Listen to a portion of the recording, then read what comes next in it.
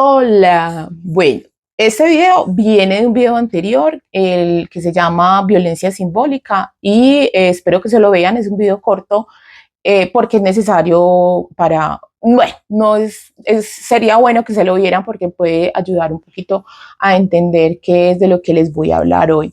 Hoy voy a hablar del Estado en general. No voy a dar una definición, bueno, voy a dar varias definiciones, pero quiero que quede muy claro que más que hablar de las funciones del Estado, si voy a hablar de ellas, pero voy a pasar súper rápido por ahí. Mi objetivo es llegar como a la construcción sociológica del Estado, ¿cierto? Del Estado, porque el Estado hoy es como una doxa, es decir, es algo como que todo el mundo lo acepta, es como naturalizado, es real, ahí está. Incluso mucha gente considera que el Estado es como el lugar como más alto y lo que mejor hemos logrado en la forma de estructuración social históricamente, ¿cierto? Sabemos que mucha gente es muy teleológica, es decir, considera que vamos como de mal a bien, ¿cierto? Como en línea de progreso. Eso viene mucho del siglo XVIII, pero hay todavía gente que considera que vamos para bien, o sea, que vamos para mejor.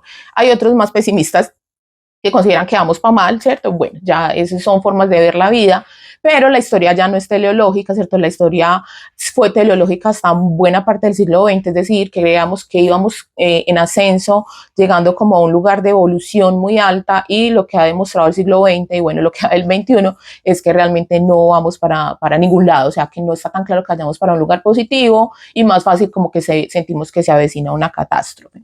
Bueno, el Estado, yo voy a intentar tirar esto en un solo video. A mí me interesa que quede claro, primero porque esa es una de mis clases del curso, y yo lo que a veces hago con estos videos es que por situaciones a veces de la universidad no lo pueden ver, o los estudiantes en alguna dificultad personal y no pueden ir a la clase, entonces me gusta tener que, pues, que digan, mírate este video y ahí te queda clara mi clase. Es decir, esto que voy a decir hoy, yo lo hablo en mis clases en la universidad. Obviamente aquí con la falta que hace la intervención, ¿cierto? La conversada que a mí me gusta que tengamos con los estudiantes, aquí no está. Bien, me quedo entonces aquí en estas definiciones. Voy a pasar muy rápido. Ustedes saben que yo no soy politóloga, soy historiadora, por tanto estoy revisando y mirando cosas de otras ciencias sociales y de humanidades, pero no es mi fortaleza, y porque tengo otras inquietudes. Bien, entonces voy a pasar muy rápido, sobre todo para que entiendan que el Estado, ¿cierto? Es una organización. Estoy hablando básicamente del Estado moderno, ¿cierto? Que vemos que surge a partir de la Edad Moderna en algunos lugares del mundo europeo, ¿cierto? Empieza a surgir una forma que va a ser el Estado, que es un proceso de centralización del poder, y que empieza con el Estado monárquico, ¿cierto? En España, Portugal, Francia, Inglaterra, ¿cierto? Empieza un proceso de centralización dado por las dinastías aristocráticas, ¿cierto? Que empiezan a conformar unos estados, unos países, ¿cierto? Que como lo vemos hoy en día. Entonces, en esas albores de la Edad Moderna vamos a encontrar unos sujetos que van a empezar a definir esa forma de organización, porque ya la están viendo, y otros porque sencillamente quieren configurarla hacia futuro. Listo. Allí encontramos entonces definiciones como la de Hobbes, como la de Locke, como la de Rousseau, como la de Smith, como la de Marx, Weber, Durkheim, y voy a terminar hablando de Bourdieu, ¿cierto? Por eso les dije que vieran el video anterior, que era sobre la violencia simbólica, un concepto de Pierre Bourdieu. Bien, por allá hay un señor, Marx, en el siglo XIX, que dice la siguiente frase para empezar. Dice: los hombres hacen su propia historia, pero no la hacen a su libre albedrío, bajo circunstancias elegidas por ellos mismos, sino bajo aquellas circunstancias con que se encuentran directamente, que existen y les han sido legadas por el pasado. Eso lo dijo entonces Marx. Recuerden que Bourdieu y bueno, muchos de los sociólogos del siglo XX van a leer a Marx, no porque sean marxistas, no porque sean comunistas, simplemente porque Marx fue un científico social muy importante y dijo cosas tan importantes como la que les acabo de decir. Básicamente, esta va a ser esto podríamos aplicarlo como una definición de hábitos, ¿cierto? La definición de hábitos de Bourdieu, o incluso la definición de representación de Durkheim. Bien, por ejemplo, Thomas Hobbes en el Leviatán, un trabajo de 1651, va a decir: el hombre vive en estado violento de naturaleza, y por medio de un contrato social con el monarca absoluto que dirige el Estado y le da a los hombres libertad para que se ocupen de la ciencia, el arte y otros aspectos de la civilización. Bien, por allá en 1689, en el segundo tratado del gobierno, John Locke va a decir, similar a Hobbes, pero él va a decir que este contrato es diferente, de acuerdo a Luke, debe ser para, comillas, la preservación de su propiedad. El Estado debe proteger los derechos y las libertades del individuo. Posteriormente, Rousseau, en el contrato social en 1762, al igual pues como con Locke, enfatizaba en los derechos y libertades individuales, perdón, me equivoqué. Locke enfatizaba, como veían, en los derechos y en las libertades individuales. En el caso de Rousseau, Rousseau también va a enfatizar estas, pero van a ser colectivas, ¿cierto? Él va a enfatizar en los derechos y las libertades colectivas. El pueblo, ¿cierto? No el Estado, el pueblo en Rousseau es el soberano. Todos los ciudadanos forman un cuerpo político orgánico del que emana la voluntad general, que es el bien común. Porque recuerden que el Estado, en Hobbes, por ejemplo, el Estado va a ser el rey, ¿cierto? Es el leviatán, el rey tiene todos los poderes del Estado. Lo que nos va a decir entonces Rousseau, por eso Rousseau es tan importante para el nuevo régimen, lo que va a pasar después, las repúblicas y la democracia, es que él va a considerar que son los ciudadanos los que forman un cuerpo político, ¿cierto? Y sobre eso es sobre quien recae esa soberanía, y por eso ellos tienen una voluntad, la voluntad del pueblo, que es la que escoge, la que elige sus gobernantes y sus leyes. Posteriormente, Adam Smith en 1776 publica un texto que se llama La riqueza de las naciones. Para él, el propósito del Estado era promover la empresa privada y permitir que las fuerzas del mercado operaran sin interferencia del gobierno. Ustedes saben que Smith es uno de los padres del liberalismo clásico. El Estado, para él, debe proporcionar un sistema legal para que el mercado fluya sin trabas. Eso lo estaremos viendo posteriormente también en el neoliberalismo, aunque el neoliberalismo no tiene mucho, pues sí tiene que ver con el liberalismo clásico, pero va a haber una transformación. Hay un ruido porque mis vecinos justo hoy que iba a grabar están trabajando. Entonces, bueno, no, ¿era hoy o era hoy? Me disculpan el fondo, espero que no se escuche mucho en la grabación. Bueno, hay un trabajo que recomiendo bastante, que les pongo en la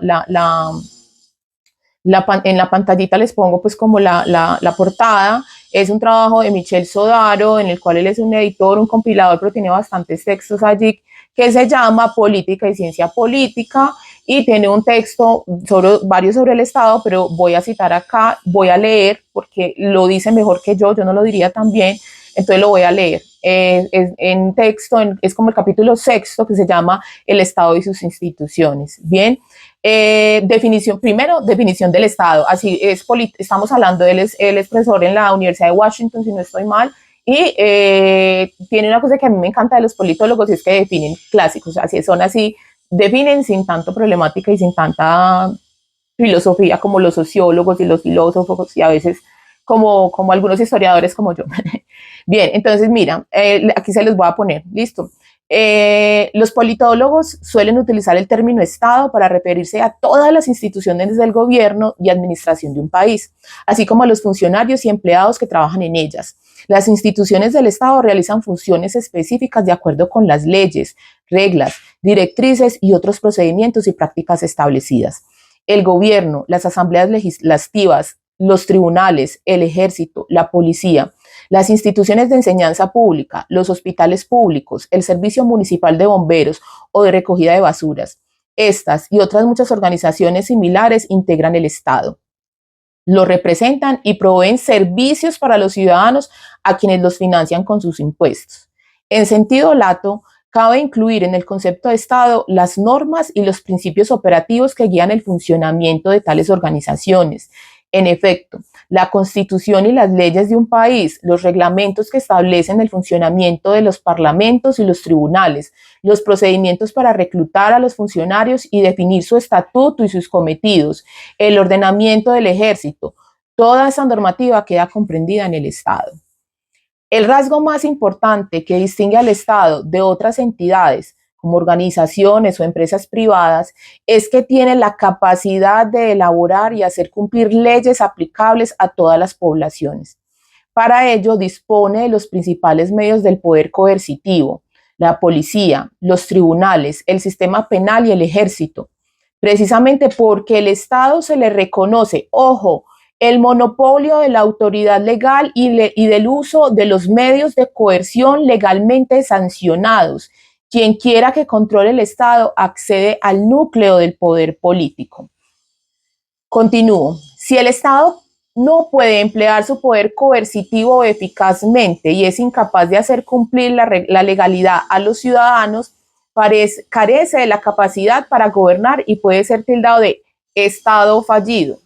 En la mayoría de los casos, los estados fallidos no proporcionan seguridad básica a buena parte de la población y son desafiados por grupos organizados que poseen sus propios medios coercitivos. Cuando la autoridad estatal se desmorona, puede estallar la guerra civil o el caos. En algunos casos, prebostes locales, cárteles de la droga u otro tipo de grupos violentos organizados pueden apoderarse de los restos del Estado, dividir el país y reafirmar su control sobre determinados territorios. Entre otros estados fallidos recientes, cabe citar Afganistán, donde tras la invasión del país que, con el apoyo de la Organización de las Naciones Unidas, inició Estados Unidos en octubre de 2001 y la posterior derrota del gobierno talibán, los líderes locales han reafirmado sus poderes tradicionales. También Colombia podría entrar dentro de esta categoría, ya que la guerrilla y los capos de la droga han logrado hacerse con el control de grandes extensiones de terreno, ignorando al gobierno central democráticamente elegido. El mismo calificativo de fallido merecen los estados de varios países africanos en los que la masiva violación de los derechos humanos han provocado la intervención de fuerzas armadas extranjeras.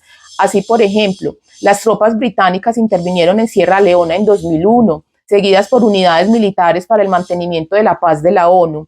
Las tropas francesas intervinieron en Costa de Marfil y Congo en 2003 y ese mismo año Estados Unidos envió tropas a Liberia.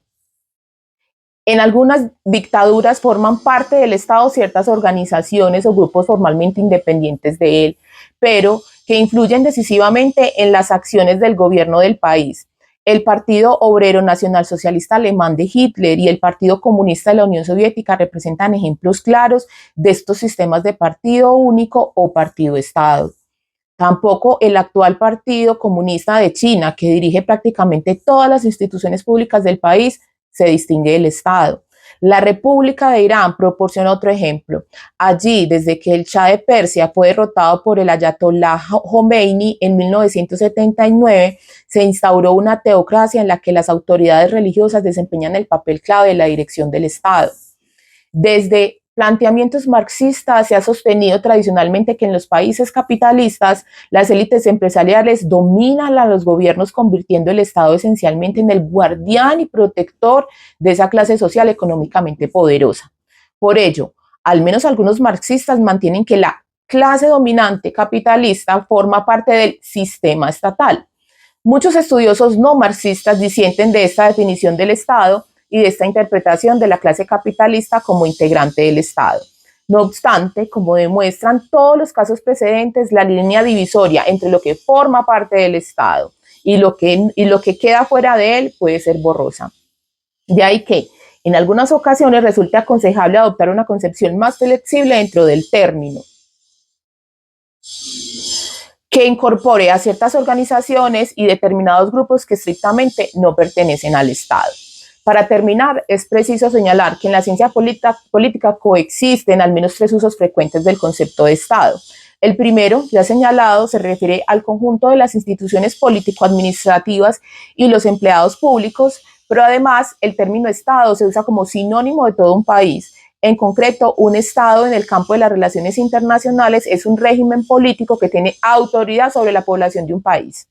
En ese sentido, Estados Unidos, Japón, México y Sudáfrica son estados. Las relaciones entre sus respectivos gobiernos son relaciones interestatales. De acuerdo con el tercer uso, Estado se utiliza a veces para designar una unidad resultante de la subdivisión político-administrativa en ciertos países, concretamente en los sistemas federales. Así, Estados Unidos se divide en 50 estados, Alemania en 16 landers o estados federados. Esa definición es muy buena, capítulo 6 y sigue. Hasta ahí ustedes se puedan dar cuenta de que cuando se habla del Estado, entonces son como o las funciones o las instituciones, ¿cierto? Esa definición es muy aplicable como para entender de qué tipo de constelación estamos hablando. Aquí ya va la parte más sociológica de esa construcción sociológica del Estado.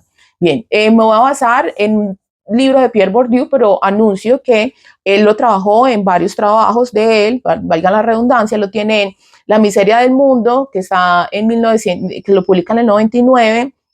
Perdón, no recuerdo yo creo que es la traducción al español, no recuerdo si es la original en francés o la traducción al español. Me perdonan ese dato. La nobleza del Estado, 2013. No, sí, esa debe ser la traducción al español, perdón, 2013.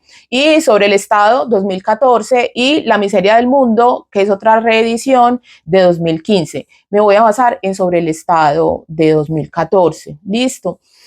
Bourdieu construyó una arquitectura conceptual, como ya lo he dicho, que permite comprender los actos y efectos del Estado en la producción y reproducción del orden social. Hay una definición provisional, porque ahorita la voy a acabar de desarrollar en este texto del 2014, está en la página 7, o sea, arranca con ella de una. Cito: el sector del campo del poder, que podemos llamar campo administrativo o campo de la función pública, el sector en el que se piensa sobre todo cuando se habla del Estado sin más precisiones, se define por la por la posesión del monopolio de la violencia física y simbólica legítima. Página 7.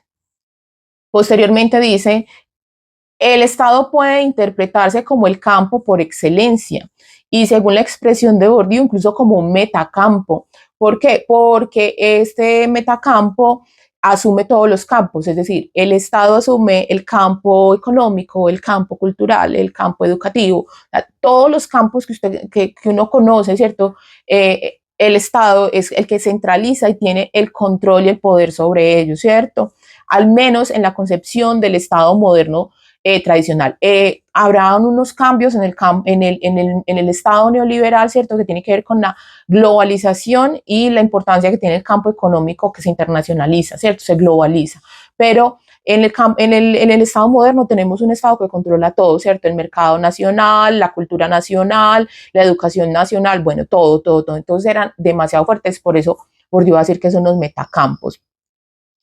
Como también lo he dicho en otros videos, Bourdieu no inventó muchas cosas, él lo que hizo fue una síntesis de la sociología, hizo una estructuración para crear su propia teoría, ¿cierto?, de toda esa sociología que le había leído. Por tanto, cuando uno lee a Bourdieu, uno lee a Weber, uno lee a Durkheim, uno lee a Marx, uno lee a Simmel, uno lee a varios sociólogos previos a él, ¿listo? Entonces, por ejemplo, esa definición la va a sacar inicialmente de Max Weber. Max Weber, pues era alemán, vivió a finales del siglo XIX y principios del XX. Él va a tener una definición que es muy importante y que va a aparecer en un trabajo que se llama La política como vocación, es del año de 1918, y él dice así: el Estado es aquella comunidad humana que, dentro de un determinado territorio, reclama, entre paréntesis con éxito, para sí el monopolio de la violencia física legítima. Miren, para él es solo violencia física. Bourdieu entonces va a considerar, además de que la violencia no solo es física, sino que la violencia también es simbólica legítima. ¿Listo? Lo que leíamos ahorita, les leí ahorita. Monopolio de la violencia física y simbólica legítimas. Bourdieu realiza un giro entonces interpretativo y equipara legítima a consentida, ¿cierto? O sea, todos consentimos la violencia del Estado. Todos consentimos que él pase. Miren, un ejemplo que yo pongo normalmente. O sea, por una carretera, ¿cierto? Entonces usted ve a militares, ¿cierto?, que es la fuerza legítima del Estado, ¿cierto? Usted los ve y están identificados, usted sabe cuándo son personas del ejército, usted los ve y usted puede sentir paz, usted puede sentir tranquilidad, depende de la zona en la que esté también y las circunstancias, ¿cierto? Pero usted sabe que el señor está portando legítimamente esa arma, que está portando legítimamente ese uniforme. 3 doritos después, usted pasa por otro lugar y usted ve otros señores, no vamos a decir si son guerrilleros, paramilitares, si son grupos armados por narcotráfico, no sé. Usted ve a otro sujeto armado, ¿cierto?, con una metralleta, con un arma gigante, y usted sí, ahí va a sentir mayor preocupación. ¿Por qué? Porque usted tiene naturalizado que el Estado tiene el derecho a portar las armas. Otros ciudadanos no. En caso de otros países donde estoy hablando del caso de Colombia, hay países donde el uso de armas es legal y es legítimo y cualquier ciudadano lo puede hacer. En Colombia eso no se puede. ¿Qué sucede en otros países? Yo no sabría cómo sería la situación. Igual, si yo veo un ciudadano, puede que tenga legalmente lo puede hacer, pero uno entraría a asumir, ¿cierto?, que el Estado como tiene ese uso legítimo, tiene un uso inteligente de las armas, tiene un uso ético de las armas. Eso es lo que uno entra a pensar. Por eso los crímenes de Estado suelen ser más dolorosos que los crímenes que cometen los ciudadanos, ¿cierto? Porque el Estado, para nosotros, en el Estado recae, es como un Dios, ¿cierto? Recae nuestra creencia, nuestra fe y nuestra protección. Cuando eso pasa, cuando el Estado violenta a los ciudadanos, ahí hay como un dolor, ¿cierto? Como un sentimiento. Y tiene que ver porque se les ha dado legítimamente. Nosotros los ciudadanos consentimos que el Estado use esas fuerzas, ¿cierto? Use esas armas. No contra nosotros, sino para defendernos a nosotros, ¿cierto? Esa es la idea del Estado. Bien, entonces es consentida de modo que según Bourdieu, la legitimidad de la coerción física y simbólica equivale a aceptación de la dominación por los dominados. Nosotros aceptamos que el Estado, a veces a regañadientes, ¿cierto?, nos someta, aceptamos su dominación, por ejemplo, cuando nos cobra impuestos, cuando nos dice que por una vía no nos podemos meter, sino que nos tenemos que meter por otra, con todas las cuestiones que pueden haber, o sea, nosotros decimos como, bueno, no me gusta, pero adelante, ¿cierto? No me siento atracado directamente como si lo hiciera otro tipo de institución. Para Bourdieu, entonces, las principales teorías de la génesis del Estado, y entre ellas la teoría weberiana, han privilegiado la concentración del capital de la fuerza física, ignorando, olvidándose, dejando de lado la importancia de la concentración del capital simbólico. Es decir, sí, el Estado, ya eso quedó claro, el Estado tiene el control, el derecho de tener fuerzas armadas, listo, ¿cierto? Uso legítimo de la fuerza física. Bien, lo que él va a profundizar, Bourdieu, va a hacer entonces en un aspecto que lo podemos relacionar, ahí sí ya con la obra de Émile Durkheim, que también vivió en la segunda mitad del siglo XIX, principios del XX, pero este va a ser francés. Y Durkheim va a ser, yo para allá tengo un videito sobre las representaciones, y Durkheim va a hablar, va a ser quien va a acuñar este concepto dentro de la sociología, y ese concepto tiene mucha relación con el concepto de hábitus que desarrolla Bourdieu y que expliqué un poquito en el video anterior sobre violencia simbólica, y que hay otro video para allá sobre hábitos. Bueno, para Durkheim, el Estado puede definirse como un grupo de funcionarios sui generis, que elaboran representaciones y voliciones que comprometen a la colectividad. Excluye en su concepción la idea de acción, de ejecución por parte del Estado. En rigor, el Estado se interpreta como el órgano mismo del pensamiento social. Durkheim dice que cito, toda la vida del Estado propiamente dicha consiste en deliberaciones, es decir, en representaciones, no en acciones exteriores, en movimientos. Es decir, que la vida del Estado, la existencia del Estado está aquí en nuestra cabecita, y por eso el Estado se construye a partir de deliberación. El Estado, por eso podría uno decir, lo ve Durkheim, que el parlamentarismo es tan importante en los estados modernos, ¿cierto? El parlamentarismo es el lugar donde se discute la vida nacional. El Estado es un órgano especial encargado de elaborar ciertas representaciones que valen para la colectividad por su más alto grado de conciencia y de reflexión. Dice Durkheim, el Estado, al menos en general, no piensa por pensar, para construir sistemas de doctrinas, sino para dirigir la conducta colectiva. Pero no obstante, su función esencial es pensar, ¿cierto? Por eso digo, es tan importante en el Estado moderno, lo ve Durkheim, el hecho del parlamentarismo. En ese parlamentarismo, entonces, por ejemplo, hay un texto de él que se llama Las formas elementales de la vida religiosa. Durkheim distingue entre la integración lógica y la integración moral. Entonces, yo les voy a aclarar esto para que me entiendan, pues, eso cómo funciona con el Estado. El Estado es el fundamento de la integración lógica. O sea, usted crea, o sea, el Estado existe por pura lógica. O sea, antes existía Dios y la iglesia, ¿cierto? Ahora existe el Estado y la nación. Entonces, lo que usted hace es organizar a los ciudadanos, ¿cierto?, de una manera muy lógica, cada uno cumple unas funciones, usted paga impuestos, el Estado le responde con obras, con educación, con todo lo que debería trabajar el Estado, que eso va a cambiar históricamente, ¿cierto? Aquí estoy hablando en líneas generales.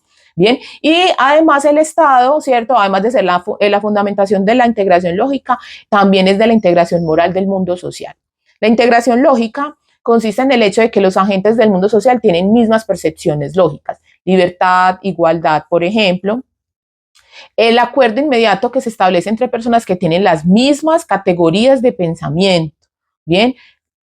Capitalismo, socialismo, la igualdad, ¿cierto? tenemos las mismas percepciones, entonces eso conforma esa integración lógica en el Estado. Y luego está la integración moral, que es el acuerdo sobre un determinado número de valores, ¿cierto? La felicidad, o sea, hay acuerdos que nosotros establecemos, ¿cierto? Un salario mínimo que sea equitativo, que sea igualitario, o que sea, bueno, todas las decisiones que uno puede tomar. Entonces, en el Estado, dice Durkheim, esa integración lógica, ¿cierto? Son cosas lógicas, pero también son cuestiones morales las que se juntan allí. Con base en esto, Bourdieu entonces analizó el Estado como un instrumento de organización social capaz de cimentar un conformismo lógico y un conformismo moral. Eso se aprende en la escuela, para ser más claro, ¿cierto? Y al tiempo, un cierto consenso sobre el mundo social. La integración lógica y moral que produce el Estado es la condición misma de dominación que el Estado puede ejercer al servicio de quien puede apropiarse de él o sacar mayor rédito del mismo, ¿cierto? Entonces, así es que nosotros escogemos nuestros gobernantes, nuestros representantes, ¿cierto? Esas personas que van a ir, por ejemplo, al lugar del espacio del debate y de la conversación, que va a ser el Parlamento. Bien, paso entonces.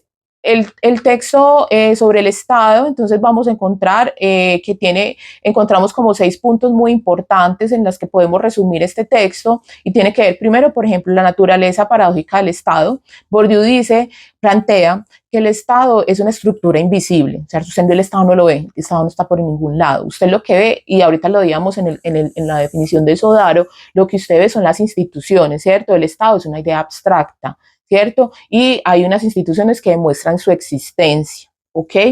Entonces, es una estructura invisible que se ha naturalizado como si siempre hubiera existido.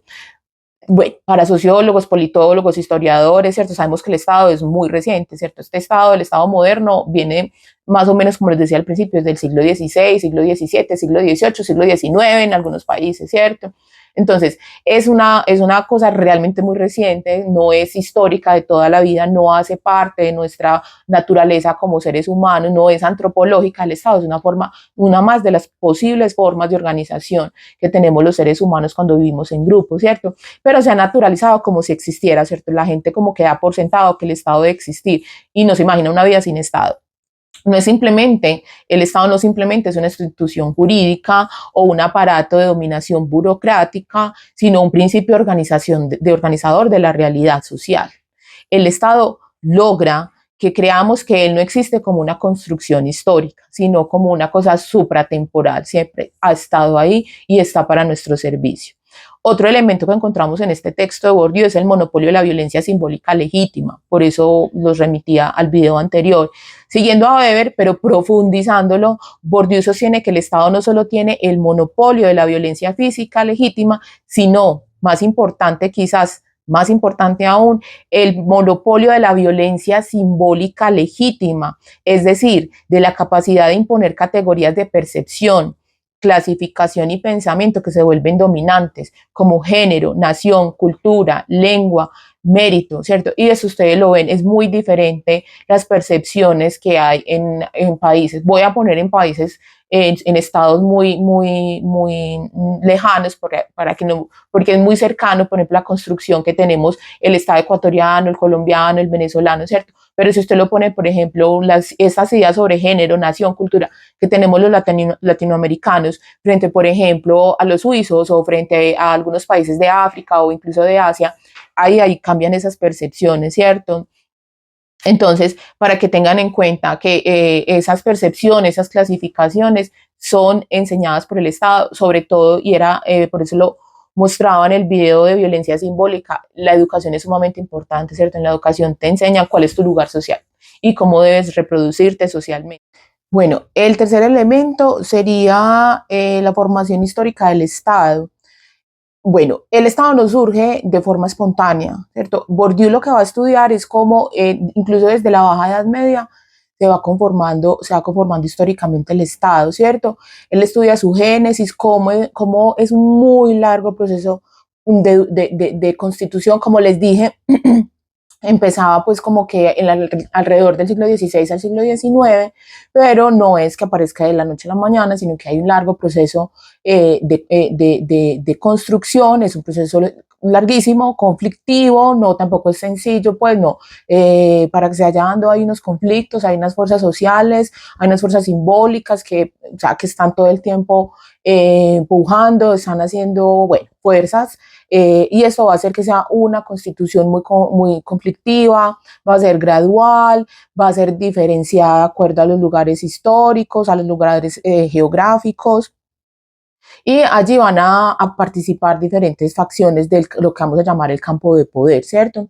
Aparecen los juristas, los burócratas, los clérigos, los académicos, bueno, diferentes tipos de personas que van consolidando formas de capital específico, van consolidando lo que sería el capital jurídico, el capital cultural, el capital administrativo, y eso permite centralizar todas las funciones de la justicia, la función de los impuestos, la de la educación, la del ejército. Como les había comentado, una de las labores del Estado es la centralización, ¿cierto? Todo llega a centralizar absolutamente todas las ramas, por eso también les hablaba de lo del metacampo. Otro elemento que podemos encontrar en sobre el Estado, en este libro de Bourdieu, es que esa conformación del Estado, es cómo se conforma ese capital simbólico y el capital burocrático que hay en el Estado. Entonces el Estado funciona como un metacampo, ya les había dicho, articula todos los campos, el económico, el político, el educativo, bueno, todos, y distribuye el capital simbólico, ¿cierto? Es el que está encargado, por ejemplo, de titular a las personas en derecho, en administración, bueno, el que está, ese es, por ejemplo, uno de las constituciones que hay, capital simbólico, que usted termine el bachillerato, bueno, todo lo que usted, las titulaciones que le puede dar el Estado, ¿cierto? Que usted parce, por ejemplo, y logre obtener una plaza en el campo jurídico, en el campo educativo, bien. La burocracia estatal entonces es el campo en sí mismo, ¿ok? Con reglas, muchas de carácter interno y composiciones de gente dominante y de gente dominada. Los agentes que trabajan allí, que trabajan para el Estado, que trabajan para ese campo burocrático, son funcionarios, jueces, profesores, etc. O sea, todos los que llamamos funcionarios y que trabajamos para el Estado y que el Estado nos paga por hacer unas labores que corresponde a la seguridad, a cumplir con los derechos de los ciudadanos, etcétera. Y básicamente ese campo burocrático, dice Bourdieu, muestra Bourdieu, que se encarga de dominar y de controlar y de centralizar los otros campos.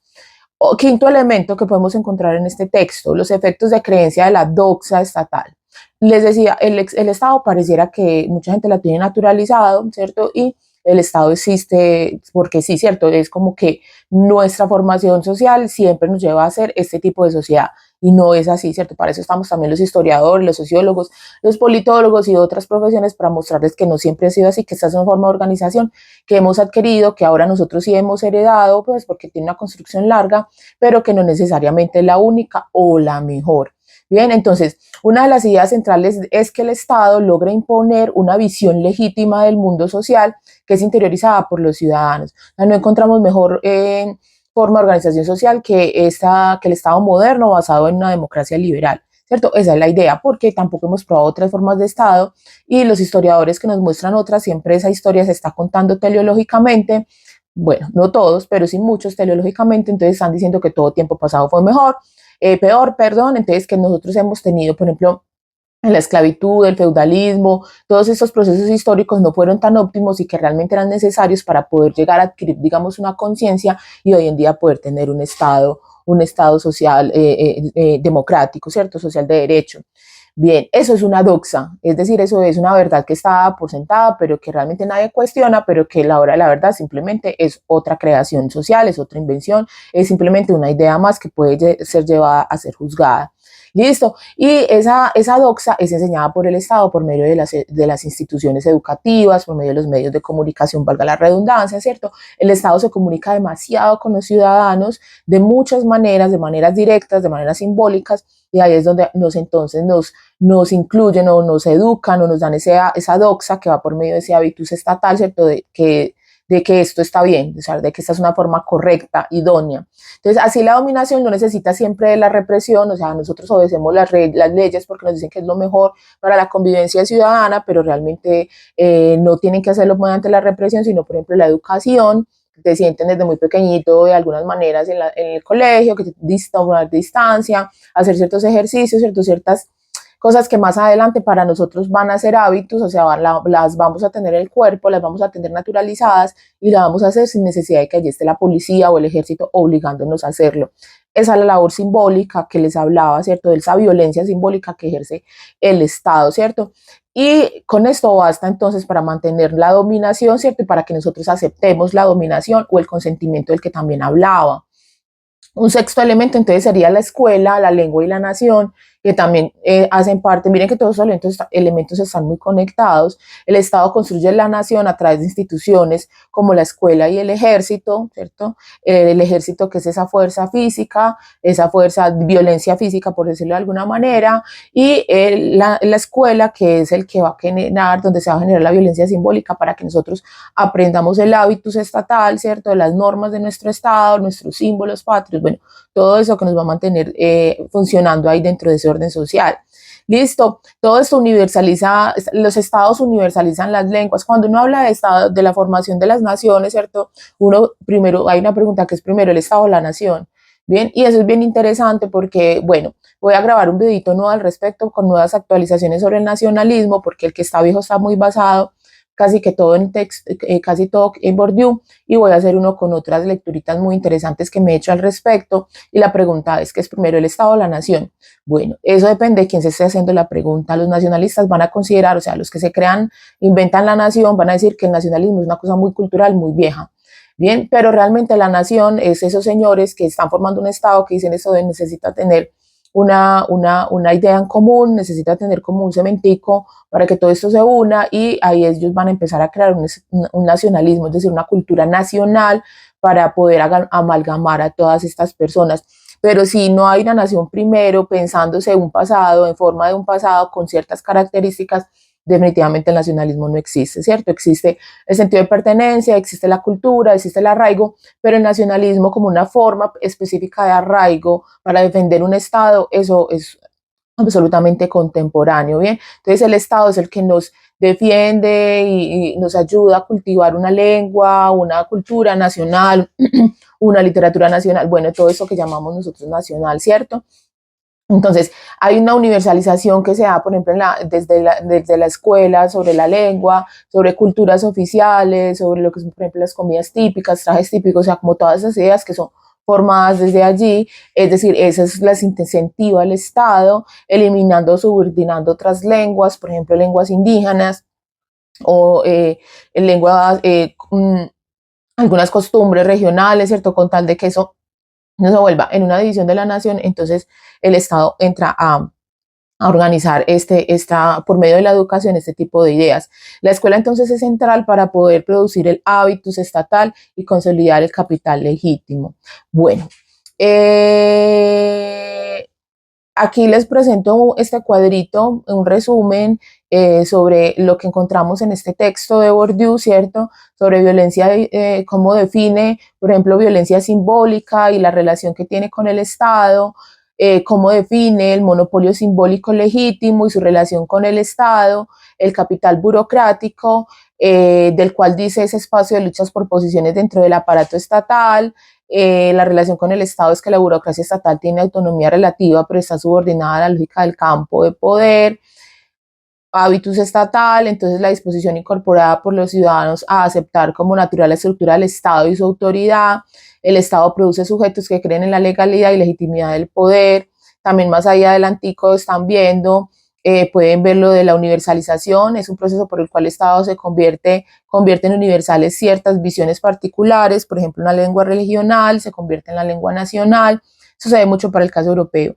La relación con el Estado es que el Estado construye la nación a partir de particularismos históricos y los transforma en universales.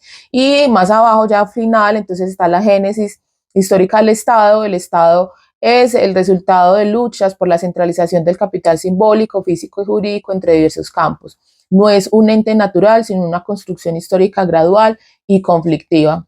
Aquí les dejo este cuadrito. Y bueno, termino con diciendo, o sea, sobre el Estado habría mucho de qué hablar.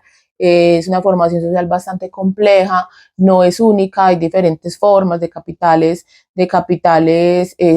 pues perdón, de formaciones del Estado. Entonces, o sea, yo me estoy basando sobre todo en este texto de Bourdieu, que habla más como de la conformación histórica y sociológica del Estado y cómo nosotros llegamos a considerar el Estado algo como muy natural y muy bueno para algunas personas, ¿cierto? Y este libro está ahí. Ahora ustedes pueden mirar otros textos. Bourdieu se basa en muchos textos, esto no es más que un grosero resumen, porque podemos encontrar que Bourdieu aborda, por ejemplo, profundiza. Yo les hablé un poquito sobre Max Weber, les hablé sobre Emile Durkheim, que son dos textos en los que él se basa, pero por ejemplo él tiene una base muy fuerte en el trabajo de Marx, sobre todo en el 18 de Brumario. Se los recomiendo mucho a las personas que les haya interesado como las posiciones de Marx. Y bueno, luego a algunos marxistas no les gusta mucho leer a Bourdieu, pero creo que es interesante, ¿cierto? Conozco otros que sí les interesa abrir más su horizonte teórico y hermenéutico. Entonces les recomiendo que miren este porque tiene unas apreciaciones bien interesantes a favor de Marx, ¿cierto? Como dice, Marx tuvo razón cuando dice este tipo de cosas, pero también tiene algunas posiciones en contra de Marx. Por ejemplo, por allá dice, o sea, hablando pues como de Marx, él dice que la tradición marxista aborda el Estado a partir de las funciones que éste cumple. No está hablando solo de Marx, sino también de toda la tradición marxista, caracterizándolo por lo que hace, por sus funciones económicas o sus funciones ideológicas. Se habla de hegemonía, por ejemplo, en Gramsci, o de aparato ideológico del Estado en Althusser, poniendo siempre el acento en las funciones que cumple. Desde esta mirada, la tradición marxista omite plantearse la existencia misma. O sea, esto funciona así, así está, y esto es lo que hace, pero no se plantea por qué existe, o sea, qué lleva a que esto exista. Esa pregunta sociológica sobre el Estado, ¿cierto? La cuestión del ser y del hacer, de eso que se domina el Estado, o sea, ¿de dónde viene? O sea, ¿qué es eso? O sea, ¿qué es el Estado? Es decir, no se interroga sobre la estructura por los mecanismos que supuestamente producen lo que fundamentan. Bien, como les dije, entonces hay una mirada él empieza por ese proceso de centralización que se da en las monarquías, se dan las dinastías en la Baja Edad Media y luego en la Edad Moderna, que van a empezar un proceso de centralización y de monopolización de todas esas lógicas del Estado, ¿cierto? Para poder llegar a decir llegar a ese momento para que el rey diga, pues como que todos los poderes del rey Sol, por ejemplo, todos los poderes recaen sobre una sola persona, ¿cierto? Y cómo después de ese proceso de centralización, luego de monopolio por parte de unos pocos, ¿cierto? Y luego cómo llega ese proceso de universalización que se da básicamente en el siglo XIX, en el siglo XX. Bueno, esa es una invitación para que se lean a Bourdieu, una explicación muy amplia. Van a encontrar en el texto cositas más puntuales sobre el Estado. Solo cabe ya para terminar decir que el Estado es una de las construcciones históricas más transversales de la vida humana, ¿cierto? Tal como la religión lo fue en la Edad Media, en la Edad Moderna y en la Edad Contemporánea, el Estado es fundamental. Y bueno, veremos una transformación que sufre el Estado en la segunda mitad del siglo XX, más o menos a partir de la década de 1960, de 1970, para que hablemos del neoliberalismo. Se habla de un Estado neoliberal, pero realmente qué tipo de Estado es este Estado. Ahora también hay que decirlo, históricamente el Estado se ha transformado. En el próximo video hablaré un poquito de esa, sobre todo para el caso latinoamericano, esa lenta y pequeña transformación que ha vivido el Estado durante estos 2 siglos que hemos tenido de Estado, ¿cierto? Vemos que hay unos sucesos sociales, políticos, económicos que llevan a la configuración constante del Estado. Entonces, en el próximo video veremos un poquito de neoliberalismo, globalización, Estado neoliberal, pues el Estado contemporáneo, y bueno, tiraré ahí unas lucecitas sobre un tiempo bastante reciente, que me perdonarán, soy historiadora, entonces siempre tengo una mirada a largo plazo, pero estoy atreviéndome a hacer una mirada también de lo que a mí me está atravesando como sujeto histórico. Bueno, muchas gracias por llegar hasta acá, suscríbanse, síganme, compártanlo y bueno, es un placer para mí, esto me gusta mucho hacerlo y gracias, en serio, gracias por ver esto, por ver estos contenidos. Chao, chao, chao, chao.